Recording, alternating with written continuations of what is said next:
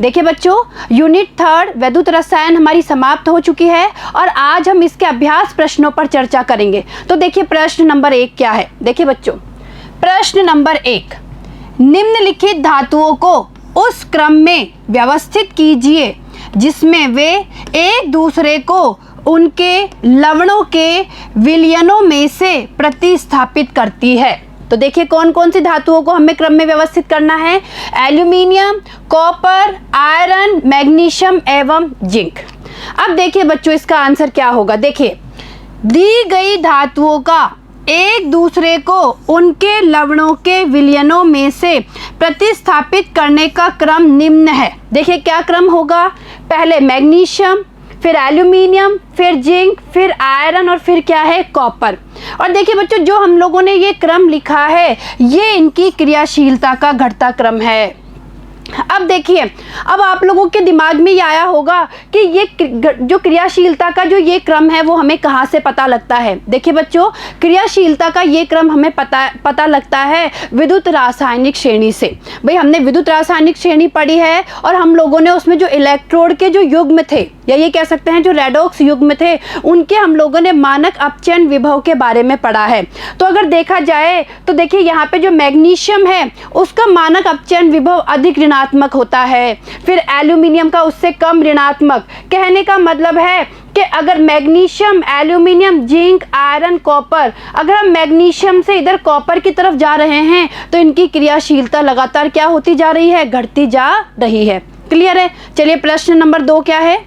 देखिए प्रश्न 2, नीचे दिए गए मानक इलेक्ट्रोड विभवों के आधार पर धातुओं को उनकी बढ़ती हुई अपचायक क्षमता के क्रम में व्यवस्थित कीजिए। देखिए बच्चों हमें यहाँ पे कुछ इलेक्ट्रोडों के मानक इलेक्ट्रोड विभव दिए गए हैं और हमें उनकी बढ़ती हुई अपचायक क्षमता के आधार पर इनको व्यवस्थित करना है।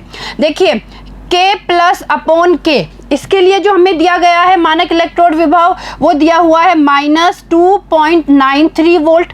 ऐसे ही Ag+/Ag, ठीक है, यानी Ag+Ag युग्म के लिए दिया हुआ है 0.80 वोल्ट। ऐसी Hg+2Hg जो इलेक्ट्रोड युग्म है इसके लिए दिया हुआ है 0.79 वोल्ट। ऐसे ही Mg+2Mg के लिए है -2.37 वोल्ट और Cr+3 Cr जो इलेक्ट्रोड युग्म है उसके लिए दिया हुआ है -0.74 वोल्ट। देखिए बच्चों ये हम लोगों को मानक इलेक्ट्रोड विभव दिए गए हैं।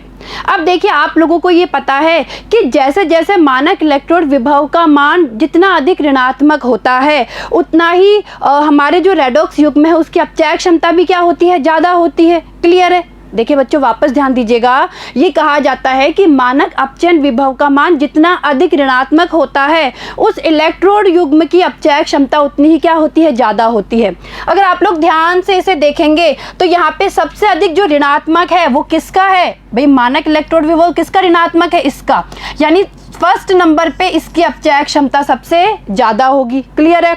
उसके बाद देखिए, उसके बाद ये है 2.37, सेकेंड नंबर पे इसकी अपचायक क्षमता होगी। इसके बाद देखिए, ये देखिए इन तीनों के तो जो मानक इलेक्ट्रोड विभव है वो किस में है, ऋणात्मक में है। अब देखिए इन दोनों की बात करें तो इन दोनों में से अपचायक क्षमता किसकी ज़्यादा होगी, इसकी ज़्यादा होगी। जिसकी धनात्मक में मानक इलेक्ट्रोड विभव क्या है, कम है, उसकी अपचायक क्षमता ज़्यादा होगी। तो 4th नंबर पे इसकी और 5th नंबर पे इसकी अपचायक क्षमता होगी। तो देखिए अपचायक क्षमता का क्रम क्या है, सबसे ज़्यादा पोटेशियम की, फिर मैग्नीशियम की, उसके बाद क्रोमियम की, फिर हमारी ये जो मरकरी है इसकी और उसके बाद है हमारे सिल्वर की। क्लियर है। आया बच्चों समझ में। अब आगे देखिए प्रश्न नंबर 3 क्या है। प्रश्न नंबर 3, उस गैल्वेनी सेल को दर्शाइए जिसमें निम्नलिखित अभिक्रिया होती है। देखिए बच्चों हमें गैल्वेनिक सेल को दर्शाना है तो गैल्वेनिक सेल को कैसे दर्शाएंगे, सेल आरेख के द्वारा। अब देखिए यहाँ पे आपको ये अभिक्रिया दी हुई है Zn+2Ag+, ये बन रहा है यहाँ पे Zn+2 + 2Ag। ठीक है। अब बताइए, देखिए प्रश्न में हमें क्या क्या पूछ रहा है। पहला ये पूछ रहा है कि कौन सा इलेक्ट्रोड ऋणात्मक आवेशित है। बेटा पहला प्रश्न देखिए, हमसे ये पूछा जा रहा है कि कौन सा इलेक्ट्रोड यहाँ पे ऋणात्मक आवेशित है। दूसरा देखिए, सेल में विद्युत धारा के वाहक कौन से हैं, यानी विद्युत धारा के वाहक कौन है सेल में। तीसरा प्रश्न देखिए, प्रत्येक इलेक्ट्रोड पर होने वाली अभिक्रिया क्या है। तो देखिए बच्चों, हमें ये तीनों चीज़ें बतानी है, जो ये अभिक्रिया दी हुई है या ये जो ये गैल्वेनिक सेल दिया हुआ है इसके बारे में। सबसे पहले देखिए हम गैल्वेनिक सेल को दर्शाएंगे। देखिए बच्चों, गैल्वेनिक सेल को दर्शाने का तरीका मैंने आपको बता रखा है कि हम लोग क्या करते हैं, जो लेफ्ट हैंड साइड पे तो हम लोग दर्शाते हैं एनोड को और राइट हैंड साइड पे हम लोग दर्शाते हैं किसको, कैथोड को। ठीक है, अब देखिए सबसे पहले इस अभिक्रिया को ध्यान से देखिए। इस अभिक्रिया को आप ध्यान से देखेंगे तो आप देखेंगे कि जिंक का तो Zn+2 में क्या हो रहा है, ऑक्सीकरण हो रहा है। देखिए बच्चों, समझने की कोशिश कीजिए, जो ये Zn है जिंक, इसका Zn+2 में क्या हो रहा है, ऑक्सीकरण हो रहा है। क्या हो रहा है, ऑक्सीकरण। क्लियर है। और ये देखिए जो Ag+ है, इसका Ag में क्या हो रहा है, अपचयन। क्या हो रहा है, अपचयन। अब आप लोगों को पता है कि गैल्वेनिक सेल में ऑक्सीकरण कहाँ पे होता है, एनोड पे। भाई कहाँ पे होता है, एनोड पे। इसका मतलब है यहाँ पे जो ये जिंक इलेक्ट्रोड है वो किसकी तरह व्यवहार करेगा, एनोड की तरह। देखिए मैं यहाँ लिख देती हूँ कि जो जिंक का इलेक्ट्रोड है वो तो यहाँ कैसे व्यवहार करेगा, एनोड की तरह। क्लियर है। अब देखिए सिल्वर का यहाँ पे अपचयन हो रहा है, यानी जो सिल्वर इलेक्ट्रोड है यहाँ पे वो कैसे व्यवहार करेगा, कैथोड की तरह। किसकी तरह व्यवहार करेगा, कैथोड की तरह। आई बात समझ में। अब देखिए, तो देखिए हम लोगों को एक चीज और देखिए, यहाँ ये पूछ रहा है कि कौन सा इलेक्ट्रोड ऋणात्मक आवेशित है। देखिए बच्चों, आप लोगों को ये पता है कि जो गैल्वेनिक सेल होता है उसमें एनोड पर ऑक्सीकरण होता है और एनोड कैसा होता है, ऋणात्मक आवेशित होता है। क्लियर है। यानी जो एनोड है, जिंक इलेक्ट्रोड है, वो यहाँ पे क्या होगा, ऋणात्मक आवेशित होगा। अब देखिए यहाँ पे अभिक्रिया क्या हो रही है। सबसे पहले हम बात करते हैं एनोड की। देखिए एनोड पे ऑक्सीकरण हो रहा है, यानी जो जिंक है वो बदल रहा है Zn+2 में, और यहाँ पे दो इलेक्ट्रॉन क्या हो रहे हैं, बाहर निकल रहे हैं। क्लियर है। अब देखिए जो Ag+ है, Ag+, ठीक है। अब देखिए बच्चों, दो इलेक्ट्रॉन बाहर निकल रहे हैं तो दो इलेक्ट्रॉन को दो Ag+ लेंगे, तो जो दो Ag+ है वो इन दो इलेक्ट्रॉनों को लेकर किस में बदल जाएंगे, 2Ag में बदल जाएंगे। क्लियर है।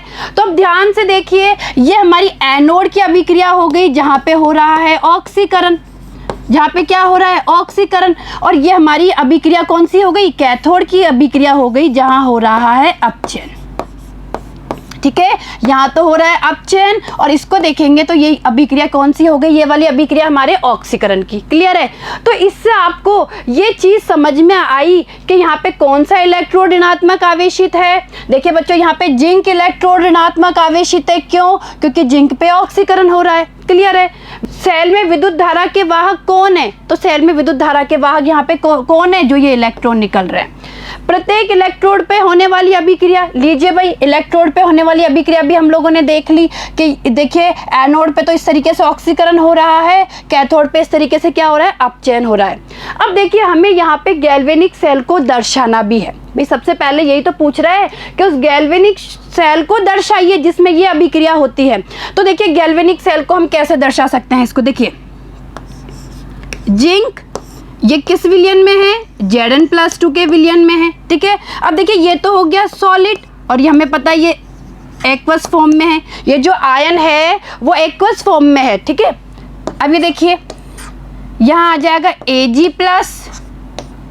ये भी एक्वस फॉर्म में है आयन, और ये सॉरी यहाँ इस तरीके से, बच्चों इस तरीके से करेंगे, ये यहाँ Ag और ये।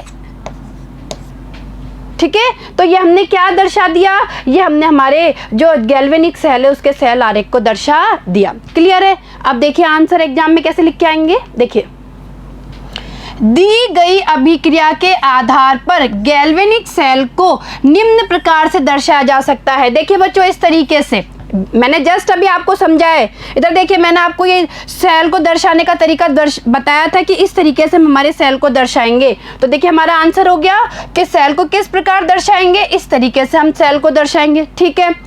पहला प्रश्न क्या था, कौन सा इलेक्ट्रोड ऋणात्मक आवेशित है? अब देखिए आंसर क्या लिखेंगे हम लोग, Zn+2। भाई जो ये इलेक्ट्रॉन युग्म है, ये वाला इलेक्ट्रोड, वो क्या है? ऋणात्मक आवेशित है। अब सेल में विद्युत धारा के वाहक कौन है? सेल में विद्युत धारा के वाहक इलेक्ट्रॉन है। और तीसरा प्रश्न क्या था? देखिए तीसरा था प्रत्येक इलेक्ट्रोड पर होने वाली अभिक्रिया क्या है? तो देखिए हम लोग अभिक्रिया लिख देंगे। एनोड पे क्या अभिक्रिया होगी? जिंक का ऑक्सीकरण होगा। लीजिए भाई Zn और लीजिए Zn+2 इलेक्ट्रॉन। अरे भाई मैंने अभी बताई है, देखिए बच्चों ये मैंने आपको दोनों अभिक्रियाएं बताई है कि एनोड पे क्या अभिक्रिया होगी, कैथोड पे क्या अभिक्रिया होगी। तो इन्हें ही हमें हमारे आंसर में लिखना है। तो देखिए एनोड पर अभिक्रिया हमने ये लिख दी जिंक के ऑक्सीकरण की, और कैथोड पे अभिक्रिया लिख दी हमने सिल्वर के अपचयन की। क्लियर है? आया समझ में प्रश्न? देखिए कितना आसान है ये। आगे देखिए प्रश्न नंबर 4 देखिए बच्चों, निम्नलिखित अभिक्रियाओं वाले गैल्वेनिक सेल का मानक सेल विभव परिकलित कीजिए। देखिए बच्चों क्या है, आप लोगों को दो जो गैल्वेनिक सेल है उनकी अभिक्रियाएं दी हुई है और हमें इसका मानक सेल विभव परिकलित करना है। क्लियर है? देखिए पहली अभिक्रिया क्या है, 2Cr+3CD+2, इससे बन रहा है 2Cr+3+3CD। क्लियर है? पहली अभिक्रिया है। दूसरी अभिक्रिया देखिए Fe+2 +Ag+, इससे बन रहा है Fe+3 और Ag।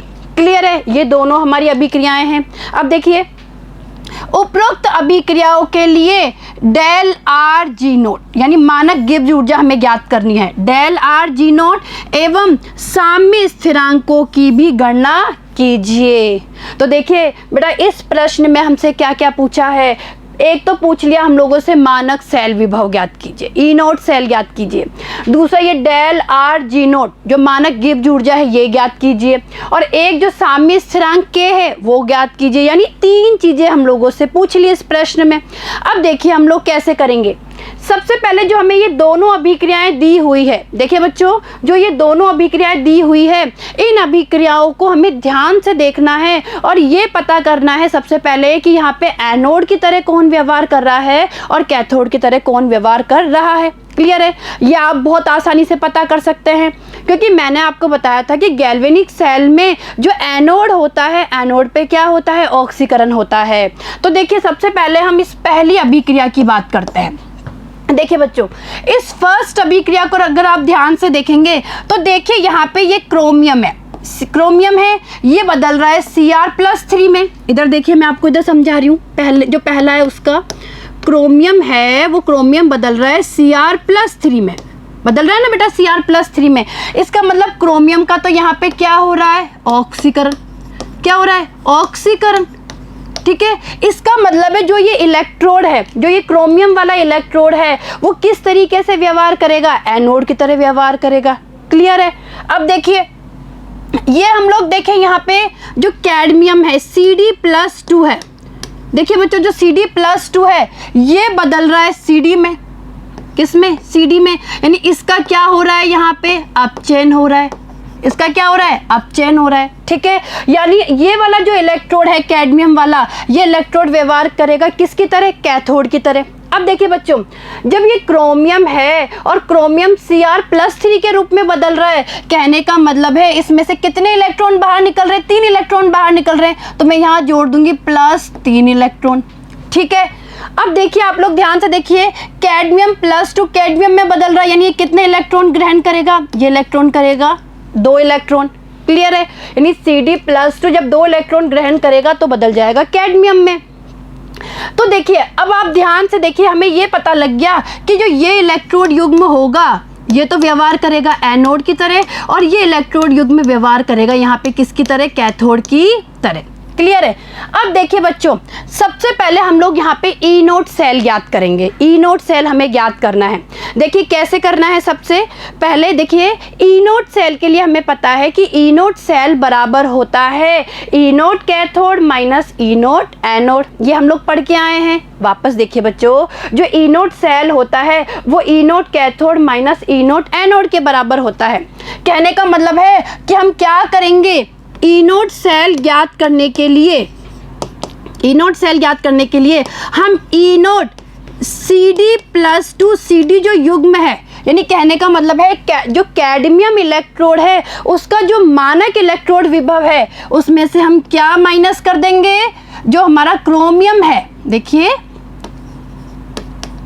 जो हमारे क्रोमियम का जो मानक इलेक्ट्रोड विभव है उसको हम क्या कर देंगे, माइनस कर देंगे। अब देखिए ये जो मानक इलेक्ट्रोड विभव है, जो कैडमियम इलेक्ट्रोड और क्रोमियम इलेक्ट्रोड के लिए, इनके मान हमें कहाँ से मिलेंगे, देखिए बच्चों इनके मान हमें मिलेंगे जो हमारी सक्रियता श्रेणी थी। कहने का मतलब है जो हम लोगों ने विद्युत रासायनिक श्रेणी पढ़ी थी वहां से हमें इन दोनों के क्या मिलेंगे, मान मिलेंगे। ठीक है, फिर हम क्या करेंगे, जैसे ही इन दोनों के मान हमें पता लग गए हम ज्ञात कर लेंगे ई नोट सेल। क्या ज्ञात कर लेंगे, ई नोट सेल ज्ञात कर लेंगे। ठीक है, तो देखिए सबसे पहले हम देख लेते हैं कि ई नोट सेल कैसे ज्ञात करेंगे। देखिए बच्चों, देखिए पहले का आंसर ई नोट सेल बराबर ई नोट कैथोड माइनस ई नोट एनोड। क्लियर है। आगे देखिए, इस अभिक्रिया में क्रोमियम का ऑक्सीकरण एवं Cd+2 का क्या हो रहा है, अपचयन हो रहा है।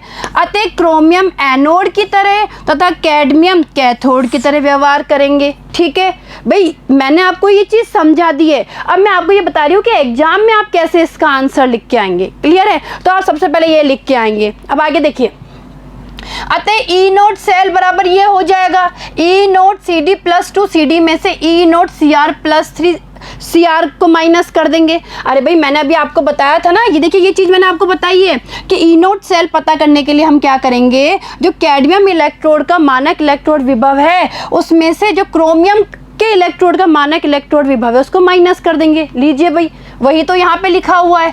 अब इनके मान हमें सक्रियता श्रेणी से पता चल गया। देखिए जो हमारा ये इलेक्ट्रोड है, क्रोमियम इलेक्ट्रोड है, इसके लिए ई नोट का मान क्या होता है, -0.74 वोल्ट होता है। क्लियर है। देखिए ऐसे कैडमियम सेल के लिए हम लोग बात करें तो इसके लिए मानक इलेक्ट्रोड विभव कितना होता है, -0.40 वोल्ट होता है। क्लियर है, दोनों की वैल्यू पुट कर दे। लीजिए भाई, तो ई नोट सेल में हम इन दोनों की वैल्यू पुट कर देंगे, तो यहाँ तो हम क्या रख देंगे, -0.40। लीजिए भाई, हमने रख दिया -0.40, माइनस का साइन, लीजिए माइनस का साइन।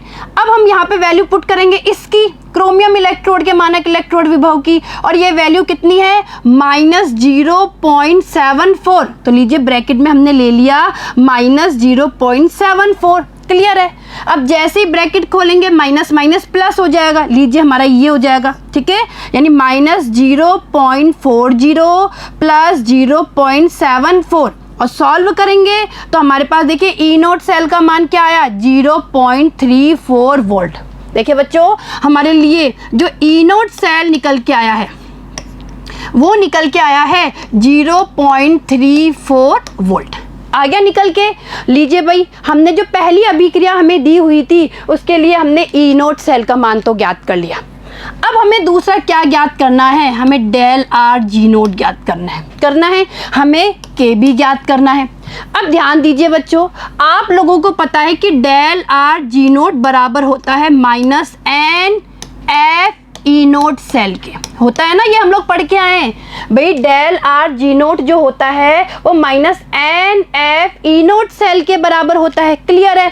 अब देखिए F हम लोगों को पता है, जो फेराडे है भाई, क्या मान होता है 96500। ठीक है, कूलाम, ये हम लोग वैल्यू पुट करेंगे। देखिए F के लिए हम क्या लिखते हैं, 96500 कूलाम में। ई नोट सेल हमें पता ही लग गया भाई, ई नोट सेल का मान ये आ गया। लीजिए भाई, ई नोट सेल का मान हमारा क्या निकल के आ गया, 0.34 निकल के आ गया। ठीक है, अब बेटा एन हमें पता करना है कि यहाँ पे हम क्या रखें, एन का मान हम लोग क्या रखें। तो देखिए बच्चों, एन का मान कैसे निकालेंगे, ये दोनों अभिक्रियाएं थी। ठीक है, मैंने आपको बताई थी, एनोड की अभिक्रिया, कैथोड की अभिक्रिया। अब इन दोनों अभिक्रिया से मान लीजिए हम नेट अभिक्रिया लिखे, यानी नेट अभिक्रिया क्या होगी। तो देखिए बच्चों, इधर देखिए Cr+3, यहाँ पे 3 इलेक्ट्रॉन है। ठीक है, और ये दूसरी अभिक्रिया थी Cd+2, इसने 2 इलेक्ट्रॉन लिए और ये लीजिए कैडमियम में बदल गया। अब बेटा नेट अभिक्रिया लिखने के लिए हम लोग क्या करेंगे, हमें इलेक्ट्रॉनों की संख्या को यहाँ बराबर करना पड़ेगा। इस पूरी समीकरण को गुणा कर देंगे 2 से, इस पूरी समीकरण को हम लोग गुणा कर देंगे किससे, 3 से। देखिए, तो देखिए ये समीकरण तो क्या बन जाएगी, ये समीकरण बन जाएगी 2Cr और ये 2Cr प्लस 3 प्लस 6 इलेक्ट्रॉन। भाई ये अभिक्रिया तो इसमें कन्वर्ट हो गई, ठीक है, जब 2 से मल्टीप्लाई किया। इस अभिक्रिया को 3 से मल्टीप्लाई करने पे देखिए 3Cd प्लस 2 प्लस 6 इलेक्ट्रॉन और ये बन गया 3Cd। और ये वाली अभिक्रिया बदल गई इसमें जब 3 से मल्टीप्लाई किया। अब देखिए हमें नेट अभिक्रिया लिखनी है। लीजिए भाई इन 6 इलेक्ट्रॉन से ये 6 इलेक्ट्रॉन कट गए, हमारी नेट अभिक्रिया क्या हो गई 2Cr प्लस 3Cd हो गई ना। और यहाँ पे क्या आ जाएगा 2Cr प्लस 3 और ये यहाँ पे आ जाएगा प्लस 3। बेटा ये Cd है 3Cd, C आएगा ना। देखिए बच्चों ये Cd है 3Cd, भाई ये कैडमियम का ही तो हो रहा है, तो ये 3Cd। तो ये हमारी नेट अभिक्रिया हो गई नहीं हो गई। अब देखिए बच्चों यहाँ पे 3Cd हो गया, ठीक है। तो अब देखिए ये हमारी नेट अभिक्रिया प्राप्त हो गई। देखिए 2Cr प्लस 3Cd, बेटा यहाँ पे Cd प्लस 2 आएगा, Cd प्लस 2 आएगा क्योंकि यहाँ पे Cd प्लस 2 है। तो 2Cr प्लस 3Cd प्लस 2, इससे क्या बन गया 2Cr plus 3 plus 3Cd। Clear है। तो देखिए हमें ये नेट समीकरण प्राप्त हुई नहीं हुई भाई, हम लोगों को ये वाली सेल अभिक्रिया प्राप्त हो गई ना। अब आप लोग देखिए यहाँ पे इलेक्ट्रोड अभिक्रिया में कितने इलेक्ट्रॉनों की आवश्यकता है, 6 इलेक्ट्रॉनों की आवश्यकता है। क्लियर है। तो n का मान क्या हो जाएगा 6 हो जाएगा। तो अब हम n का मान वहां पे 6 पुट कर देंगे। क्लियर है। देखिए अब आगे, तो देखिए यहाँ पे n का मान हो जाएगा 6, n का मान क्या हो जाएगा 6। लीजिए हमने रख दिया यहाँ पे 6 और इस तरीके से हम क्या ज्ञात करेंगे कर लेंगे डेल आर जी नोट का मान ज्ञात कर लेंगे। देखिए डेल आर जी नोट ज्ञात करना है तो minus N F E naught cell, भैया अभी समझाया मैंने आपको। एन की जगह रख दिया 6, एफ की जगह 96500 और ई नोट सेल की जगह रख दिया 0.34। भैया ऐसे कैसे पुट कर दिया ना हम लोगों ने। लीजिए भाई डेल आर जी नोट का मान निकल के आया 196860, ठीक है, कूलाम वोल्ट पर मोल। अब जो कूलाम वोल्ट है इसे हम जूल भी लिख सकते हैं। तो लीजिए हमारी क्या वैल्यू निकल के आई -196860 जूल पर मोल। क्लियर है। तो ये हमारे लिए निकल के आ गया डेल आर जी नोट का मान निकल के आ गया निकाल लिया हम लोगों ने। अब हमें निकालना है कि आप लोगों को पता है कि डेल आर जी नोट बराबर क्या होता है -2.303 RT log K। ये आप लोग सब पढ़ के आए होता है।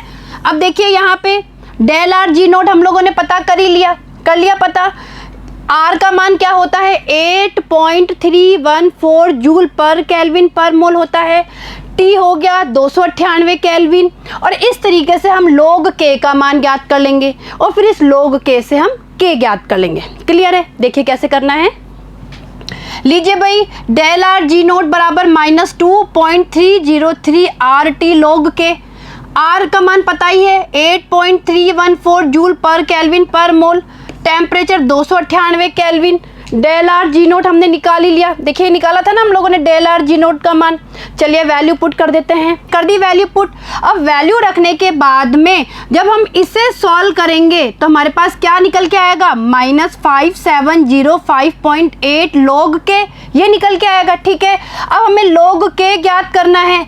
लीजिए log K ज्ञात करेंगे तो इसके अपोन में ये आ जाएगा। लीजिए भाई 196860 के अपोन में आ गया 5705.8। log K का मान क्या निकल के आया 34.5017। ठीक है।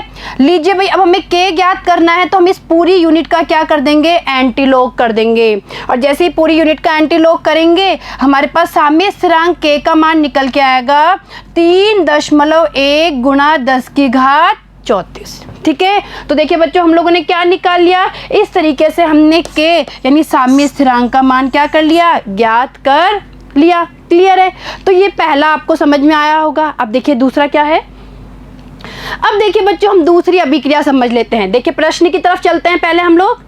देखिए अब आप इस दूसरी अभिक्रिया को ध्यान से देखिए। बेटा आप लोगों को बहुत आसानी से समझ में आ जाएगा। ये पहला आपको समझ में आ गया है और ये सेकंड आप बहुत आसानी से समझ लेंगे। देखिए क्या करना है, इसमें देखिए Fe+2 बदल रहा है Fe+3 में बदल रहा है, यानी इसका तो क्या हो रहा है, ऑक्सीकरण हो रहा है।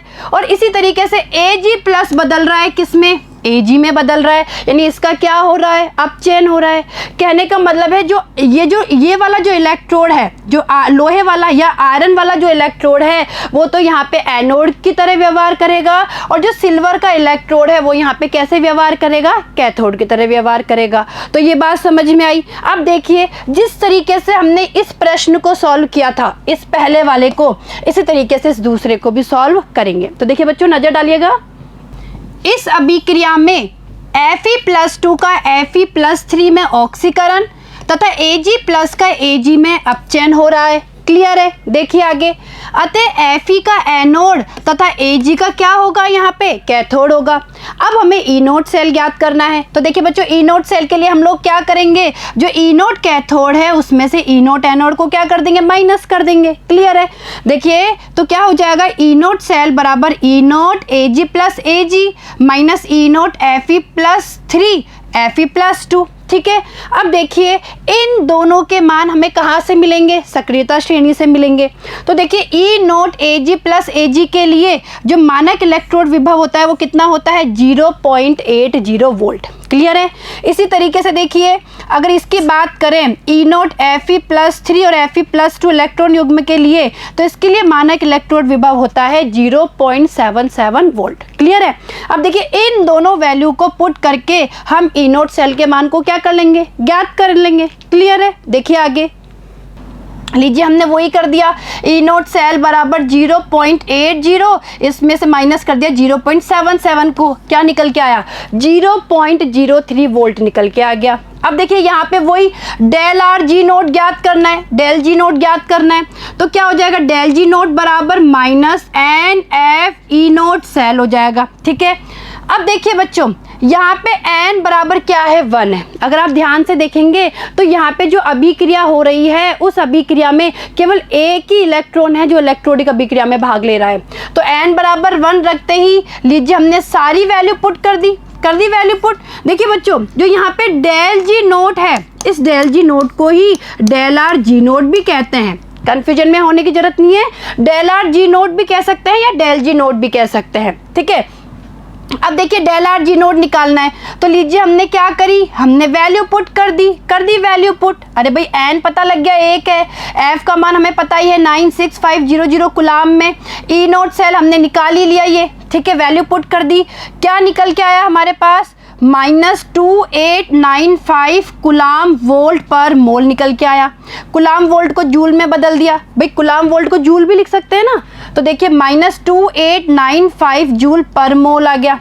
अब हमें क्या ज्ञात करना है, हमें ज्ञात करना है के। तो देखिए हमें पता है डेल जी नोट बराबर होता है -2.303 RT log K के, है ना।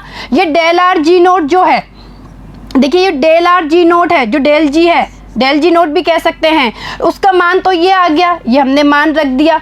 ये -2.303, R का मान 8.314, T का मान 298 और ये लीजिए log K। ठीक है, अब हम log K निकालेंगे। लीजिए भाई log K निकालना है तो -2895, इसमें इसका क्या लग जाएगा, भाग लग जाएगा, ये नीचे आ जाएगा। लीजिए भाई नीचे आ गया, माइनस से माइनस तो कट हो जाएगा बच्चों। देखिए अब क्या होगा, log K बराबर, जब इसे सॉल्व करेंगे तो ये निकल के आएगा 0.5074। क्लियर है, K ज्ञात करना है, इस पूरे का एंटी लॉग कर देंगे और लीजिए हमारा K का मान निकल के आएगा 3.217।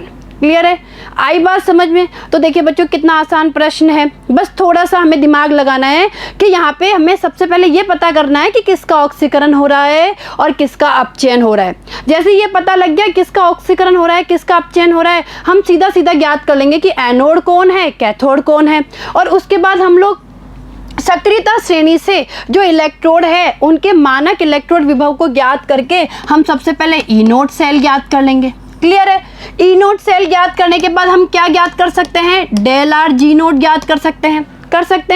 अब देखिए डेल आर जी नोड में जो एन है, जो इलेक्ट्रॉनों की संख्या है वो हमें ऑक्सीकरण और अपचयन अभिक्रिया के दौरान कितने इलेक्ट्रॉन काम आ रहे हैं उससे हम पता कर लेंगे। आई बात समझ में यहाँ तक की। और जैसे डेल आर जी नोट आपको पता लग गया, इससे हम लोग के निकालते हुए लास्ट में के का मान क्या कर लेंगे, ज्ञात कर लेंगे। क्लियर है? तो आपको यहाँ तक की बात समझ में आई होगी। अब अगला प्रश्न देखिए बच्चों, प्रश्न नंबर 5 देखिए। निम्नलिखित सेलों की 298 केल्विन पर नैनसट समीकरण एवं ईएमएफ लिखिए। देखिए बच्चों, ये जो हमें 4 प्रकार के ये अलग अलग सेल दिए हुए हैं, इनका 298 केल्विन पर नैनसट समीकरण एवं ईएमएफ हमें ज्ञात करना है। अब देखिए किस तरीके से हम लोग करेंगे, 1 बाय 1 सबको सॉल्व करेंगे। सबसे पहले पहला देख लेते हैं, पहले को कैसे सॉल्व करेंगे। देखिए बच्चों, हम एक एक करके सबको सॉल्व कर रहे हैं। यहाँ पे पहला देखिए, मैग्नीशियम है, ठीक है, Mg+2 के विलयन में है, और यहाँ पे Cu+2 और कॉपर। कहने का मतलब है मैग्नीशियम जो है वो Mg+2 के विलयन में है और कॉपर Cu+2 के विलयन में है। ठीक है, ये हमें पता लग गया। इसके अलावा हमें पता लग गया कि ये जो इलेक्ट्रोड है ये तो व्यवहार कर रहा है एनोड की तरह हैं, और ये इलेक्ट्रोड व्यवहार कर रहा है कैथोड की तरह। ये भी हमें पता लग गया कि मैग्नीशियम का तो होगा एनोड और कॉपर का क्या होगा, कैथोड होगा। ये 2 बात हमें पता लग गई। एक ये पता लग गया कि इसका तो होगा क्या, ऑक्सीकरण, और जो यहाँ पे कॉपर है उसका क्या होगा, अपचयन होगा। इतनी बात हमें इस सेल जो डायग्राम है, जो सेल आरेख है, इससे हमें पता चल गई। अब देखिए आगे, सबसे पहले देखिए नैनसट समीकरण पता होनी चाहिए। नैनसट समीकरण क्या होती है, ई सेल बराबर E naught cell minus 0.059 upon N log, और यहाँ पे हम लोग ले लेते हैं पी अपॉन आर। ठीक है, पी अपॉन आर का मतलब है उत्पाद में उत्पाद अपॉन यहाँ पे आर क्या हो गया, रिएक्टेंट हो गए, यानी उत्पाद हो गए, और ये हमारे क्या हो गए, क्रियाकारक हो गए। ठीक है, अब देखिए बच्चों, सबसे पहले हमें यहाँ पे ई नोट सेल पता होना चाहिए, और ई नोट सेल निकालना आपको आता ही है भाई। ई नोट सेल बराबर होता है ई नोट कैथोड माइनस ई नोट एनोड। क्लियर है? अब ये ई नोट कैथोड और ई नोट एनोड के जो मान है वो हमें कहाँ से मिलेंगे, सक्रियता श्रेणी से मिलेंगे। तो देखिए सबसे पहले हम यहाँ पे जो ई नोट एनोड की बात करते हैं, इसका एनोड होगा ना, तो ई नोट एनोड यानी Mg+2 Mg का मान तो क्या निकल के आया सक्रियता श्रेणी से, -2.36 वोल्ट निकल के आया। क्लियर है? अब आगे देखिए, ऐसे ही हम लोग इसकी बात करें कॉपर इलेक्ट्रोड के लिए, इसके लिए ई नोट Cu+2 Cu कितना निकल के आया, ये निकल के आया +0.34 वोल्ट। ठीक है, अब देखिए इस सेल में क्या अभिक्रिया होगी, आप लोगों को साफ दिख रही है इस सेल में क्या अभिक्रिया होगी भाई। Mg+2 में ऑक्सीकृत हो जाएगा और Cu+2 Cu में अपचयित हो जाएगा। ठीक है, देखिए लीजिए भाई, हमने अभिक्रिया लिख दी, Mg+Cu+2, ये बन गया Mg+2 Cu। बेटा ये देखिए, ये इसकी नेट अभिक्रिया है, ये पूरी अभिक्रिया है। अगर हम अलग अलग लिखना चाहें तो ये अभिक्रिया ऐसे होगी। देखिए Mg बदल रहा है Mg+2 में, Mg किस में बदल रहा है, Mg+2 में बदल रहा है, ऑक्सीकरण हो रहा है, 2 इलेक्ट्रॉन बाहर निकल रहे हैं, और देखिए जो Cu+2 है ये इन 2 इलेक्ट्रॉनों को ग्रहण करके ये अपचयित हो रही है किसमें, Cu में। तो ये अभिक्रिया हो रही है हमारी कहाँ पे, एनोड पे, ये अभिक्रिया हो रही है हमारी कहाँ पे, कैथोड पे। ठीक है बच्चों, आई बात समझ में। अब देखिए ये हमारी नैनसट समीकरण हो गई, ये मैंने अभी आपको बताई थी। अब इस समीकरण के अकॉर्डिंग नैनसट समीकरण क्या हो जाएगी, ई सेल बराबर E naught cell minus 0.059 upon 2। 2 क्यों आए भाई, एन 0.059 अपॉन एन होता है, एन है यहाँ पे कितने इलेक्ट्रॉन भाग ले रहे हैं, कितने इलेक्ट्रॉन भाग ले रहे हैं, 2। लीजिए भाई 2 लिख दिया हमने यहाँ पे, लॉग ये हो गया Mg+2। देखिए ऊपर यहाँ पे बेटा ऐसे होता है, समझिए पहले, यहाँ पे इस जगह क्या आता है, इस जगह आता है log Mg+2 और Cu, और नीचे आएगा Cu+2 और Mg। ठीक है, अब वास्तव में ये आता है बेटा यहाँ पे जो log है भैया, मैं हम पूरी इसकी बात करें, देखिए ये होगा यहाँ पे, समझिए ई सेल बराबर E naught cell minus 0.059 upon 2 और ये होता है इस तरीके से। और यहाँ पे देखिए जो ये धातु है कॉपर और ये मैग्नीशियम, इनकी जो सांद्रता है वो इकाई मानी जाती है। तो ये दोनों जब इकाई हो जाएंगे तो केवल ये और ये आयन ही बच जाते हैं। ठीक है, तो देखिए इस तरीके से हमने लिख दिया। ऊपर रह गया Mg+2, नीचे हो गया Cu+2। क्लियर है। अब देखिए ई नोट सेल ज्ञात करना है। ई नोट कैथोड में से ई नोट एनोड माइनस कर दिया। अब देखिए ई नोट कैथोड ये है, ई नोट एनोड ये है। लीजिए भाई वैल्यू पुट करिए। ई नोट सेल बराबर 0.34 माइनस, और इसमें से माइनस कर दिया 2.36 को। ठीक है, अरे भी अभी मैंने आपको बताया था ना, देखिए ये तो है 0.34 वोल्ट और ये है माइनस 2.36 वोल्ट। ठीक है, देखिए इससे पहले हम एक लाइन क्या लिखेंगे, इस अभिक्रिया में Mg का एनोड तथा Cu का क्या होता है, कैथोड होता है। तो हमने वैल्यू पुट कर दी और ई नोट सेल निकल के आ गया 2.7 वोल्ट। ठीक है, आगे देखिए इसकी वैल्यू को हम यहाँ पुट कर देंगे। लीजिए भाई ई सेल बराबर, हमने वैल्यू पुट कर दी, सबकी वैल्यू हम लोगों ने पुट कर दी। और देखिए बेटा ये सांद्रता हमें दी हुई है। आप लोग प्रश्न को देखिए Mg+2 की सांद्रता हमें दी हुई है 0.001 m और Cu+2 की सांद्रता दी हुई है 0.0001 m।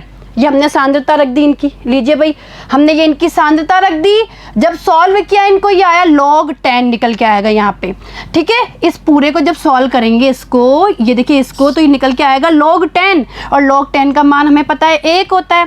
तो ई सेल बराबर क्या हो जाएगा 2.7 माइनस 0.0295 और ई नोट सेल लास्ट में निकल के आ गया 2.6705 वोल्ट। ठीक है, तो ये हमारे सेल का ईएमएफ निकल के आ गया। तो अभी तक तो बच्चों हमने पहला ही किया है, दूसरा, तीसरा, चौथा इसी तरीके से होगा। देखिए दूसरा देखिए बच्चों, Fe+2 ये इसकी हमें वो दी हुई है सांद्रता, और H+H2Pt। कहने का मतलब है ये तो है एनोड क्या है, जो हमारा ये आयरन का इलेक्ट्रोड है, और ये देखिए हमारा हाइड्रोजन इलेक्ट्रोड यहाँ पे क्या है, कैथोड की तरह है। ठीक है, तो ई नोट सेल अगर हमें निकालना है तो ई नोट कैथोड में से ई नोट एनोड को माइनस कर देंगे।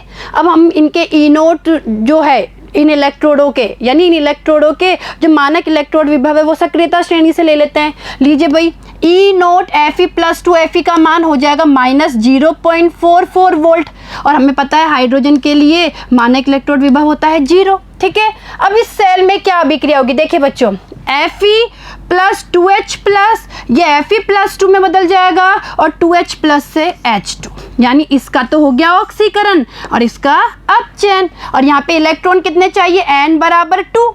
इलेक्ट्रॉन कितने जरूरी है, n बराबर 2। लीजिए भाई नैनसेट समीकरण लिख दी हमने, ई सेल बराबर E naught cell minus 0.059 upon 2 log Fe+2 ऊपर और नीचे आ जाएगा H+ का स्क्वायर। अब देखिए ये दोनों सांद्रता हमें दी हुई है, ये दी हुई है Fe+2 की सांद्रता और ये दी हुई है H+ की सांद्रता। लीजिए हमने वैल्यू पुट कर दी, वैल्यू पुट करेंगे। अब वैल्यू पुट करने से पहले हमें ई नोट सेल भी तो निकालना है, तो हम ई नोट कैथोड में से ई नोट एनोड माइनस कर देंगे। कैथोड किसका था, हाइड्रोजन का, एनोड आयरन का। तो देखिए इस अभिक्रिया में Fe का एनोड तथा H का कैथोड होगा। लीजिए ई नोट सेल निकालने के लिए वैल्यू पुट करी, ई नोट सेल का मान आ गया प्लस 0.44। ठीक है, लीजिए बच्चों हमने वैल्यू पुट कर दी, ई नोट सेल की वैल्यू पुट कर दी, यहाँ सांद्रता की वैल्यू पुट कर दी, और लास्ट में देखिए जब हम इस पूरे को सॉल्व करेंगे, यहाँ सबसे पहले निकल के आएगा log 10⁻³ इसको सॉल्व करने के लिए ये हो जाएगा -3 log 10। ठीक है, log 10 का मान 1 होता है। इस पूरे को हम लोग जब गुणा करेंगे, देखिए इनको गुणा करेंगे क्योंकि निकल के आएगा 0.0885 और इन दोनों को जोड़ने पर ये हमारा सेल का ईएमएफ निकल के आ गया। ठीक है, तीसरा भी ऐसे ही होगा। देखिए बच्चों तीसरा देखिए SN+2 में, और इधर देखिए ये क्या है, हाइड्रोजन इलेक्ट्रोड है, यानी यहाँ पे भी हाइड्रोजन इलेक्ट्रोड कैथोड है और ये जो SN है इसका इलेक्ट्रोड क्या है, एनोड है। चलिए भाई ये हमने मान दोनों सेलों के जो मानक इलेक्ट्रोड विभव है वो हमने सक्रियता श्रेणी से प्राप्त कर लिए। भाई ई नोट SN+2 SN का मान तो ये आ गया -0.14 वोल्ट, और ई नोट जो हाइड्रोजन इलेक्ट्रोड है कहने का मतलब है हाइड्रोजन का मानक इलेक्ट्रोड विभव हमें पता है 0 है। अब देखिए अभिक्रिया क्या होगी, इसका तो हो रहा है ऑक्सीकरण और यहाँ पे होगा अपचयन। तो देखिए अभिक्रिया ये हो जाएगी Sn plus 2H plus Sn plus 2 plus H2। ठीक है, लीजिए ये हमने नैनसर्ट समीकरण लिख दी। यहाँ पे भी बच्चों n बराबर क्या होगा 2, क्योंकि 2 इलेक्ट्रॉन काम आ रहे हैं ना, इसमें से 2 इलेक्ट्रॉन निकल रहे हैं, तब ये Sn प्लस 2 में बदल रहा है और ये 2 इलेक्ट्रॉन जब 2H प्लस ले रहे हैं तो ये हाइड्रोजन गैस बन रही है। तो हमारा देखिए ई सेल बराबर E naught cell minus 0.059 upon 2 log Sn plus 2 upon H plus का स्क्वायर। स्क्वायर क्यों आया, H प्लस 2 है ना संख्या में, इसलिए। लीजिए सबसे पहले ई नोट सेल ज्ञात करेंगे। ई नोट सेल के लिए क्या करेंगे, ई नोट कैथोड में से ई नोट एनोड माइनस कर देंगे, यानी 0 में से इसको माइनस कर देंगे। देखिए लीजिए भाई क्या करेंगे, 0 में से इसको माइनस कर दिया, ई नोट सेल का मान निकल के आ गया प्लस 0.14 वोल्ट आ गया निकल के। लीजिए भाई हमने वैल्यू पुट कर दी, ये सांद्रता हमें दी हुई है। देखिए बच्चों पीछे ये दी हुई है Sn प्लस 2 की सांद्रता और ये हमें दी हुई है H प्लस की सांद्रता। तो देखिए हम लोगों ने सांद्रताओं की वैल्यू पुट कर दी और जब इसे सॉल्व करेंगे सबसे पहले यहाँ आएगा log 1 to 5, ठीक है। और देखिए log 1 to 5 का मान होता है 2.0969। लीजिए हमने इसका मान भी रख दिया और जब इस पूरे को सॉल्व करेंगे हमारे पास सेल का EMF निकल के आएगा 0.08 वोल्ट। ठीक है, देखिए बच्चों मैं इनको स्पीडली इसलिए ले रही हूँ क्योंकि मैंने आपको पहला और दूसरा अच्छे से समझा दिया है और उसी तरीके से तीसरा और चौथा भी होगा। ठीक है, आगे देखिए लास्ट देखिए चौथा क्या है, PT Br माइनस Br2। ये Br माइनस की सांद्रता दी हुई है, तो यहाँ पे तो है ब्रोमीन इलेक्ट्रोड जो व्यवहार कर रहा है एनोड की तरह। ठीक है, और यहाँ पे है हाइड्रोजन इलेक्ट्रोड। देखिए हाइड्रोजन इलेक्ट्रोड है ना H प्लस H2PT, तो यानी ये कैसे व्यवहार कर रहा है, कैथोड की तरह। लीजिए भाई अब इसके लिए भी ब्रोमीन इलेक्ट्रोड के लिए और हमने हाइड्रोजन इलेक्ट्रोड के लिए ये ज्ञात कर लिए मानक इलेक्ट्रोड विभव। इसके लिए निकल के आया प्लस 1.09 वोल्ट और इसके लिए क्या होता है 0 होता है। सबसे पहले हम लिखेंगे हमारी इसमें क्या अभिक्रिया होती है। देखिए बच्चों यहाँ पे अभिक्रिया होगी 2Br minus plus 2H plus Br2 plus H2। ठीक है, यानी जो Br माइनस है इसका तो यहाँ पे क्या हो रहा है ऑक्सीकरण हो रहा है। भाई यहाँ से हमें पता लग रहा है ना अभिक्रिया के बारे में। देखिए और जो 2H प्लस है उसका H2 में अपचयन हो रहा है। अब यहाँ पे N बराबर क्या है 2 है। अरे भाई इलेक्ट्रोड अभिक्रिया में 2 इलेक्ट्रॉन काम आ रहे हैं। चलिए भाई नैनसर्ट समीकरण लिखते हैं, ई सेल बराबर E naught cell minus 0.059 upon 2 log 1 upon Br minus और H प्लस की पावर 2। ठीक है, अब ई नोट सेल ज्ञात करना है तो ई नोट कैथोड में से ई नोट एनोड माइनस कर दो। अब हमें पता है Br का एनोड है और H का क्या है कैथोड है, तो हम क्या करेंगे इसमें से इसको माइनस कर देंगे। लीजिए भाई इसमें से इसको माइनस किया, ई नोट सेल निकल के आया माइनस 1.09 वोल्ट आ गया। आगे देखिए लीजिए भाई अब हम क्या करेंगे वैल्यू पुट करेंगे, ये तो माइनस 1.09 आ गया। इसके अलावा देखिए बच्चों हमें ये सांद्रता दी हुई है। देखिए बच्चों ये Br माइनस की सांद्रता है, ये H प्लस की सांद्रता है। तो लीजिए हमने सांद्रता भी रख दी, यहाँ पे रख दी। अब हम इसे सॉल्व करेंगे, पहले इनको सॉल्व करेंगे तो निकल के आया 9 इंटू 10⁻⁻8। और अब देखिए ये क्या होगा, इसको सॉल्व करने पे ये log 1.1 इंटू 10⁻7, भी इसको ऊपर लाएंगे ना हम लोग। और लीजिए इसको जब सॉल्व करेंगे तो हमारे पास ये निकल के आएगा 7.0414। ठीक है, हो गया निकल के आ गया। अब आगे देखिए, अब हम ई सेल बराबर माइनस 1.09 और जब इस पूरे को सॉल्व करेंगे तो हमारे पास निकल के आएगा 0.2077। देखिए बच्चों ये आपको मान दिया हुआ है log 1.1 का, कि log 1.1 का मान ये होता है। लीजिए भाई सॉल्व किया तो ई नोट सेल निकल के आ गया हमारा माइनस 1.297 वोल्ट। क्लियर है, ठीक है, आया बच्चों समझ में। तो देखिए बच्चों आज हम लोगों ने जो 5 अभ्यास प्रश्न है वो सॉल्व कर लिए हैं और आगे के प्रश्नों पर हम आगे आने वाले वीडियो में चर्चा करेंगे। ठीक है, धन्यवाद।